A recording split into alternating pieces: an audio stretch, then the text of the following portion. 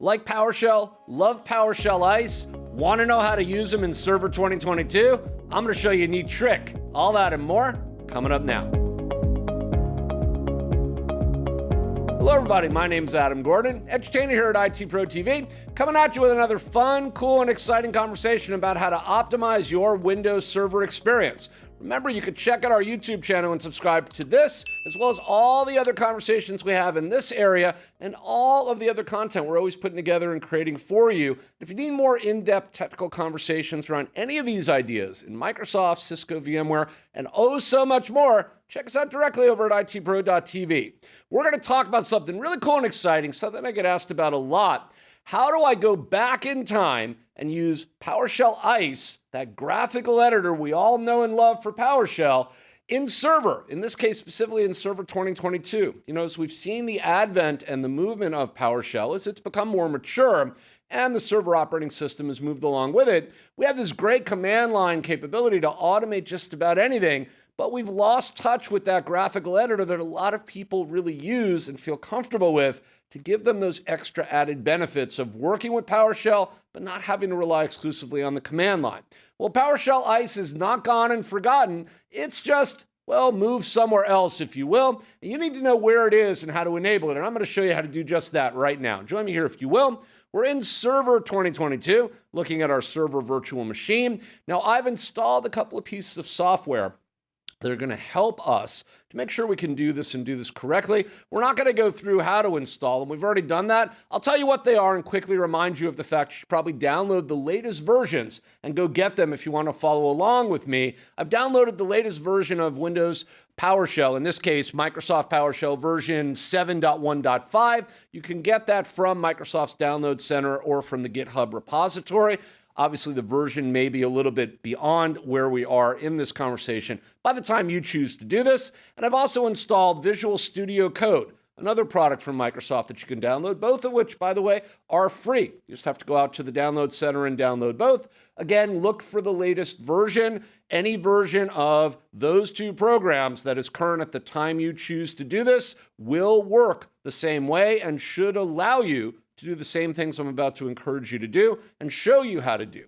Now, I've installed both PowerShell and Visual Studio Code already. The installation process takes a couple of minutes, no big deal. You don't even need to restart the machine if you don't want to, although I will recommend to you that once you install both of those, that if possible, you restart that server just to make sure everything is good and that any updates or any information that has to be put into the proper place is fully instantiated, ready to go, just so that you don't have any issues or hiccups. What we're going to do is go ahead and open up Visual Studio Code. Got the shortcut for it right there on my desktop. We're not even going to need to go into PowerShell for this discussion. It is running on the system, but we don't need to access it. We're going to do all of our configuration and usage right from within Visual Studio Code. So I'm going to go ahead and open that up. During the install process, I put a shortcut to it on my desktop. If for some reason you chose not to, and or for any reason that shortcut isn't there, you can always go to the Start menu. And once you install a brand new program, it usually will put a shortcut up at the top. You can see it right there. There's usually an installation directory that's available in the Start menu as well.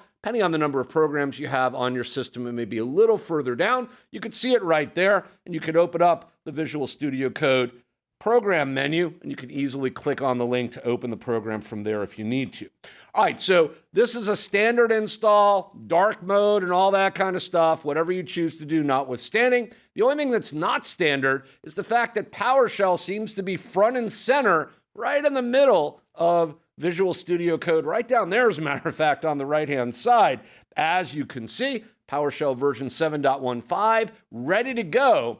And indeed, it is available to me right there, but it's not there by default. We've got to do a little bit of plumbing behind the scenes to bring that together, and then a little bit more plumbing to be able to integrate and use the ISE mode. But let's start by making sure that we understand how PowerShell actually showed up here. Now, as I said, by default, PowerShell will not be available to you in Visual Studio Code and will not be there, but it's easy to enable it. What we have to do is go down to the settings icon right down here at the very bottom of Visual Studio Code, and we have to click on that. And when we do, we're going to get our menu, and we're going to go down to right here, which is, right near the top of the menu. For extensions, if you're one of those people that likes keyboard shortcuts, Control, Shift, and X, as in X-ray, will be the keyboard shortcut you want to use. So if we do Control, Shift, and X, we'll see we get our extensions menu.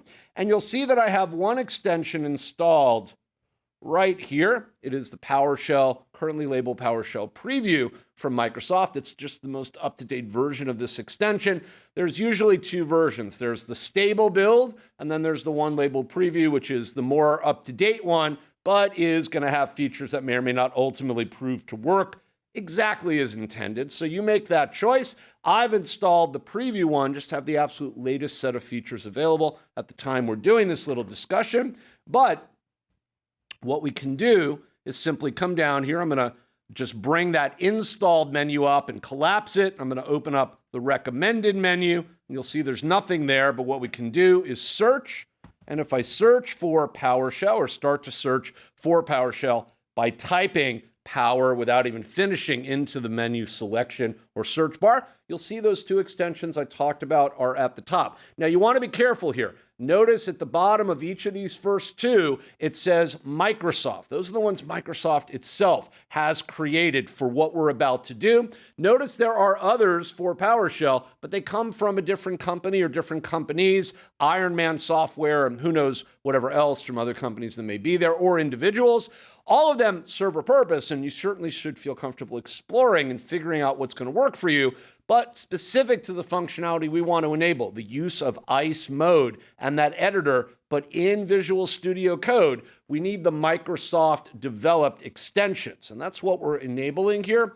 We're bringing in a set of extensions that give Visual Studio Code more capabilities and integrate PowerShell directly into the actual product. And that's why we see the PowerShell console at the lower right-hand central side of the Visual Studio Code interface.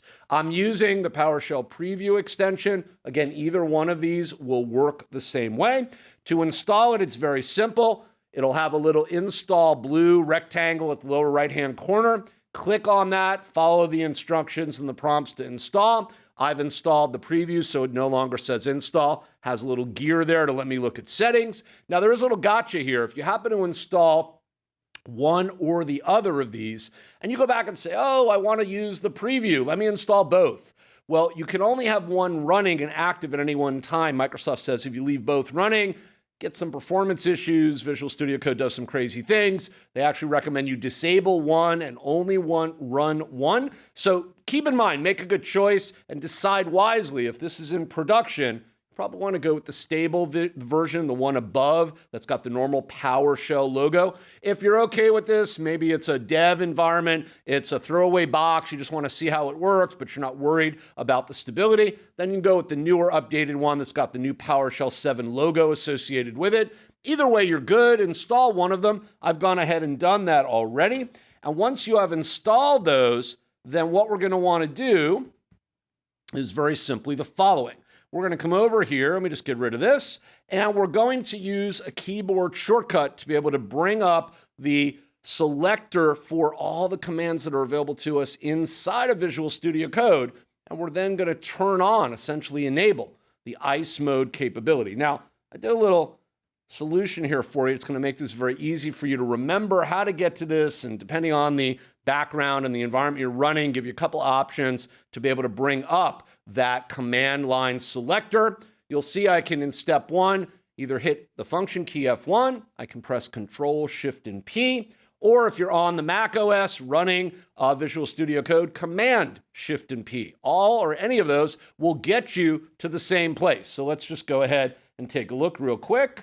Just take that out of there. And I'm going to go ahead and I'm going to press Control, Shift, P. And when I do that, you'll notice right up above here, I get a little search window that has all of the commands and, of course, the keyboard shortcuts associated with them available. And all I have to do is start. Now, it's alphabetical. I can certainly scroll and search, but I'm going to just start typing. And I'm going to type ICE. And sure enough, I get the commands that are going to have ICE or some association of those letters together. And you'll see I can enable and or disable ISE Mode. And we're going to choose to enable ISE Mode. So let me do that. And when I do enable ISE Mode, give it just a second, magic, as they say, you'll see that the entire environment and the graphical interface transforms. I still see PowerShell is embedded right down there in the middle, and this looks and feels just like ISE would have if you're used to using it in older versions, except for the fact it's got the Visual Studio Code logo sitting right here inside of the area where normally we would just see a blank white screen that we would be developing on. So we've turned on and enabled the use of PowerShell ISE Mode right inside of Visual Studio Code, transforming the GUI and making it look and feel like ISE, but this is really just an overlay and part of the extended features we get as we install the PowerShell module. If I want to turn that back off, well, I can just do the same thing we just did, except now it's just got a light as opposed to dark background. Type ISE in again, and remember, we can go ahead and simply disable ISE mode, restore to default if we choose to, if we don't want to have this on. Do that, it'll take just a minute. It'll just transform and put itself back. And as a result, we're basically done. As a matter of fact, if I just go ahead and I start the editor up again, it actually goes right back to the way it looked like before, even though there's some remnants of the PowerShell ISE mode there. When I disable it, we can simply get rid of those because they're session specific. And once we restart, they go away. PowerShell is still embedded down in the middle in the lower area. We're using and have access to the command line console, but we're simply not using the graphical interface unless we enable it. So it's nice we can turn it on. It's even better we can toggle it on and off as needed, bringing in those capabilities when we want them and simply removing them when we no longer need them. So being able to turn on, enable, and of course disable PowerShell ISE mode on and in Windows Server 2022. Hopefully it's pretty cool for you. I actually love it. I love using PowerShell ISE. I'm glad I still have access to it. I love using Visual Studio Code. In fact, I can marry those two things together and get the job done. Well, perfect in my book, and hopefully good for you as well. I'm gonna go get ready for some more exciting, cool, and fun conversations as we continue our journey about how you can optimize your Windows Server experience. But until then, and until you join me back for another one, I'm gonna wish you happy servering, and I'll see you soon.